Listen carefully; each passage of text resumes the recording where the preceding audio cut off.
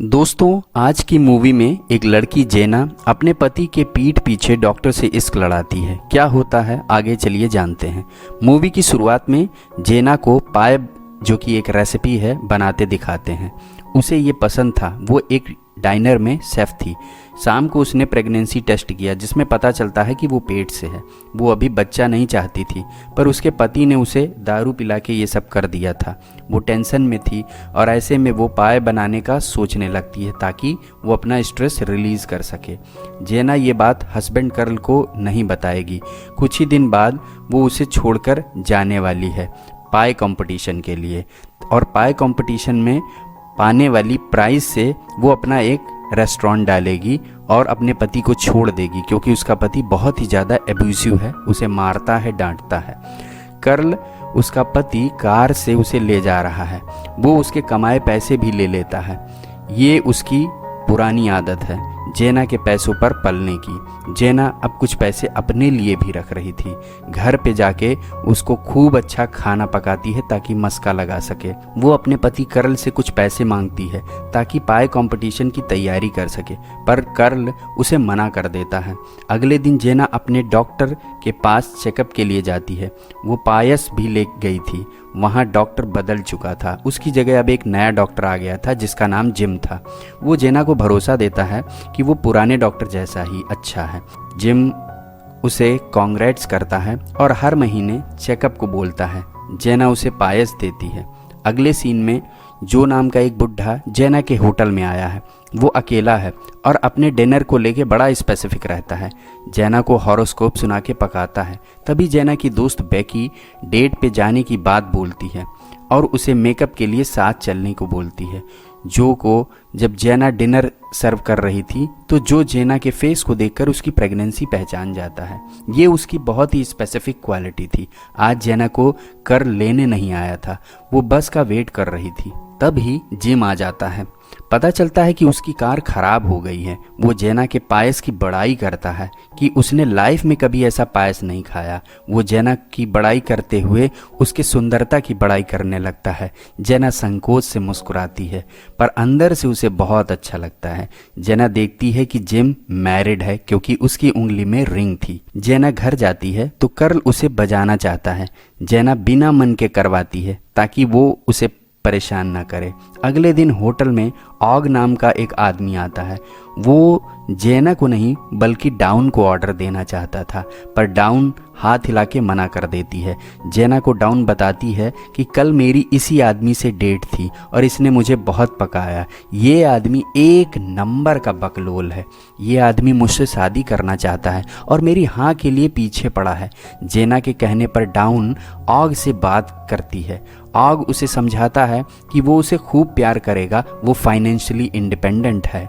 लेकिन डाउन बोलती है कि तुम एक नंबर के पकाऊ हो और मुझे बहुत ज़्यादा परेशान करते हो, इसलिए मैं तुम्हारे साथ नहीं रह सकती। ये सुनकर ऑग रोने लगता है। उधर जेना को पेट में रैशेस आ रहे थे। वो जिम को कॉल करती है। जिम उसे बुला लेता है।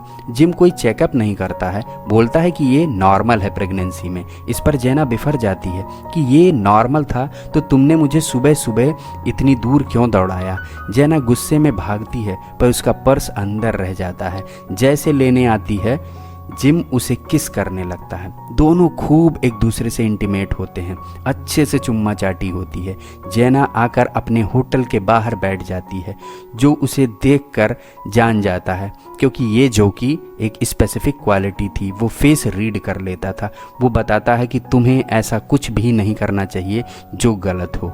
अगले सीन में जेना अपने फ्रेंड से बोलती है कि वो इस बच्चे को एडॉप्टेशन के लिए दे देगी ताकि बेहतर लाइफ जी सके। वो अपने होने वाले बच्चे के लिए एक लेटर लिखती है और जिसमें ये बताती है कि आखिर में वो ये एडॉप्टेशन क्यों करवा रही है, क्यों वो अपने बच्चे को दान के लिए देना चाहती है। एक दिन वो कर्ल से तंग होकर भाग भी रही थी। कर्ल उसे पकड़ लाता है।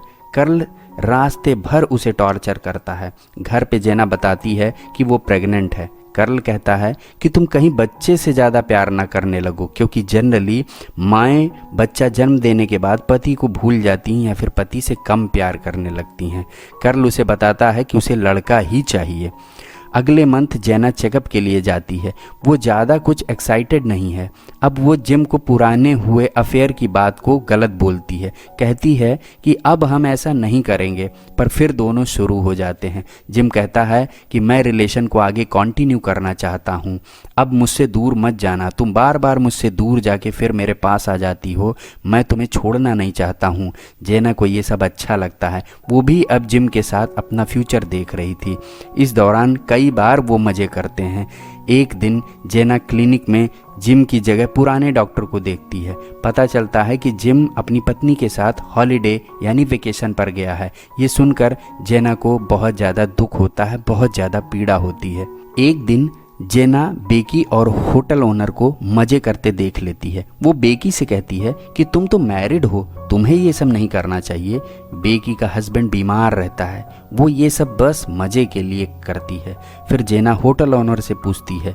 वो भी इस पर बहुत ही नॉर्मल रिएक्ट करता है कि जो भी लाइफ में मुझे आता है मैं उसे उस तरीके से रिएक्ट करता हूँ। जेना बाहर जब निकलती है तो वहाँ जिम उसका वेट कर रहा था, पर जेना बोलती है कि ये गलत है, अब हमें नहीं मिलना चाहिए। काम के बाद जेना बेकी को सॉरी बोलती है जो उसे जज किया गया।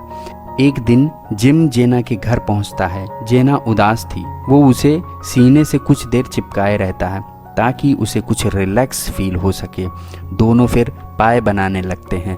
जेना पूछती है कि तुम यहाँ कैसे आए। वो बोलता है कि मेरी वाइफ भी डॉक्टर है, उसने अपना घर यहीं कॉलोनी में लिया है। जेना ये सब पूछते हुए फिर चुम्मा चाटी शुरू कर देती है। वो उससे हर मोमेंट शेयर कर रही थी। वो उसके काफ़ी करीब थी, वो उसके साथ खुश थी, वो उसे सब कुछ बताती थी, वो उसके साथ फैमिली जैसा फील कर रही थी। एक दिन डाउन और ऑगी की शादी में जेना जो के साथ डांस कर रही थी। जो उसकी काफ़ी बड़ाई करता है और लाइफ में आगे बढ़ने की उसे सलाह देता है। वो कहता है कि अपने सपनों को पूरा करो, रुको मत, ये बहुत ज़रूरी है कि तुम एक फ्रीडम वाली लाइफ जियो। अचानक वहाँ कर्ल आकर जेना पे गुस्सा होता है। वो जेना को ज़बरदस्ती घर ले जाकर डांटता है। वो कहता है कि तुमने हर जगह घर में पैसे छिपा रखे हैं और वो भी बिना मेरी जानकारी के।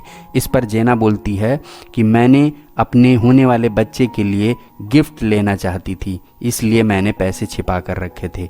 इस बात को कर्ल सच मान लेता है और अगले दिन सारे बचत के पैसे वो गिफ्ट में खर्च कर देता है। बाकी बचे पैसों से वो अपने लिए कैमरा ले लेता है। जेना अब दुखी हो जाती है। एक दिन वो जिम से कहीं दूर भाग जाने को बोलती है। वो भी कहता है कि मैं भी तुम्हारे साथ यहाँ से दूर भाग जाना चाहता हूँ, जहाँ हम दोनों अपनी लाइफ को अच्छे से जी सकें। वो कहता है कि बस तुम 10 मिनट मेरा वेट करो, मैं अभी तुरंत तुम्हारे साथ भागने की तैयारी करता हूँ। पर तभी जेना का वाटर ब्रोक हो जाता है। अब वो बेड पर पड़ी है। कर्ल भी वहाँ आ जाता है। सभी डॉक्टर भी आ जाते हैं।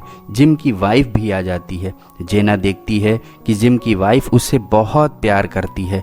डिलीवरी में जेना को लड़की होती है।